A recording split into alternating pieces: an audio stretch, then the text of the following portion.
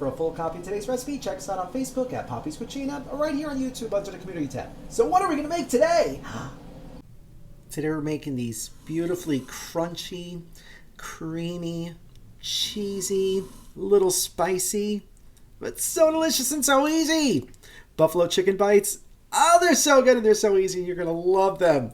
Perfect for New Year's, the big game, or any time. Oh, they're so yummy.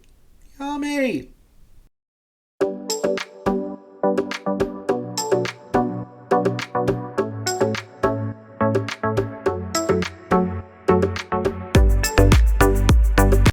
Alright, so the first thing we're going to do is prep our chicken. So in this pan I have about 1.5 pounds of whole chicken breasts. You can use thighs, drumsticks, whatever type of chicken you want. Ideally it needs to be boneless, so less work later. And I topped it with about half a cup of hot sauce. Again, use whatever kind of hot sauce you like. Frank's is always, my go-to, but I'm actually using a peri-peri sauce.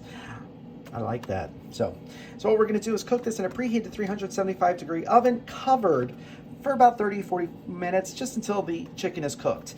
But you definitely want to cook it covered. We don't need the chicken to have any color, but we want to make sure that a lot of the juices come out of the chicken, stay in the pan, and make a nice sauce.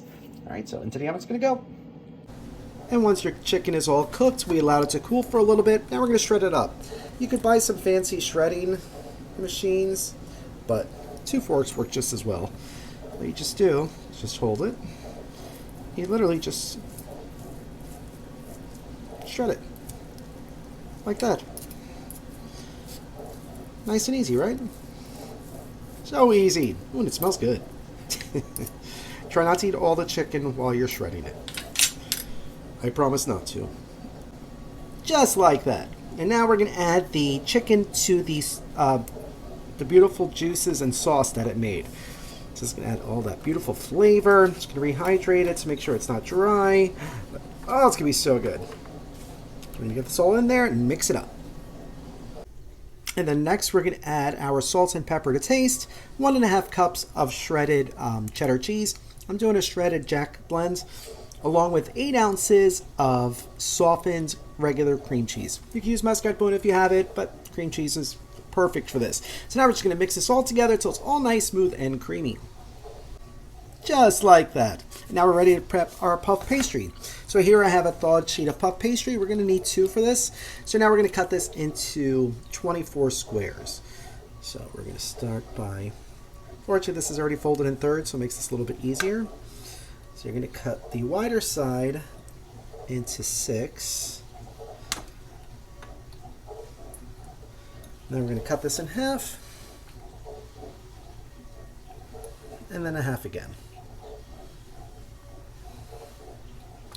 I know what you're thinking, these squares are way too small. They're not going to be big enough for the muffin tin, but what we're going to do is we're actually going to roll out each of these pieces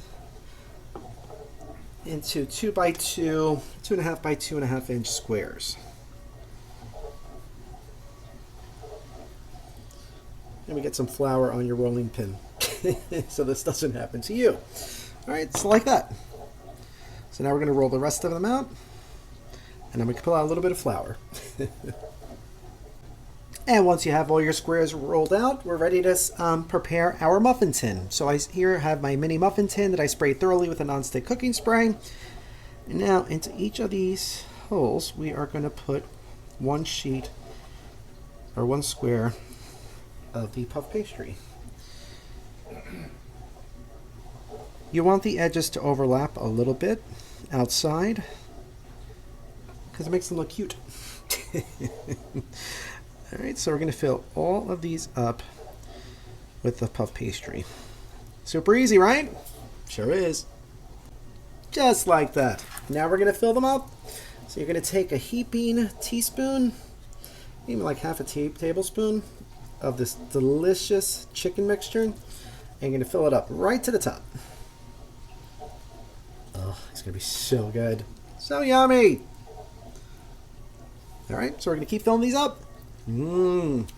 Just like that. And now we're ready to bake. So into a preheated 400 degree oven, it's going to go for just about 15 minutes, 14, maybe 16. You'll see they're going to poof up beautifully. The puff pastry is going to become beautifully golden brown. And when it's like that, it's ready. Oh, and it's going to be so good. So into the oven it's going to go. Oh, I can't wait. And exactly 15 minutes later, they're done. Look how cute they are. Look at them. Beautiful golden brown, crispy, but also bubbling. That means they're really hot. So we're going to allow these to cool for about 15, 20 minutes. Pop them out and give them a try. We had the other batch in the oven. Boy, this makes a lot. Yum. Buon appetito.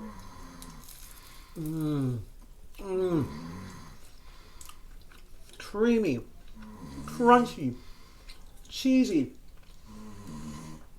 little spicy, and also amazing. Oh my gosh, these are so good. And you can freeze them, serve them months from now. But it's going to be hard because you're going to want to eat them all right now. So good. So if you try this recipe, let us know. Thank you so much for watching. If you like this video, be sure to subscribe to our YouTube channel at Poppy's Cucina. Thanks! They're so good. Who's ready for that drink? I know I am. Oh yeah.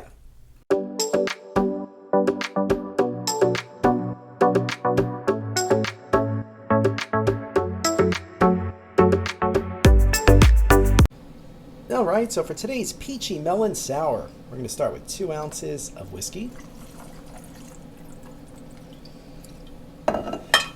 1 ounce of melon liqueur, 1 ounce of peach schnapps, 1 ounce of peach Bellini mix, and 2 ounces of sour mix. So we're going to give this a good shaky. Then we pour. Look at that. Has a greenish tint to it. Let's give it a try. Salute.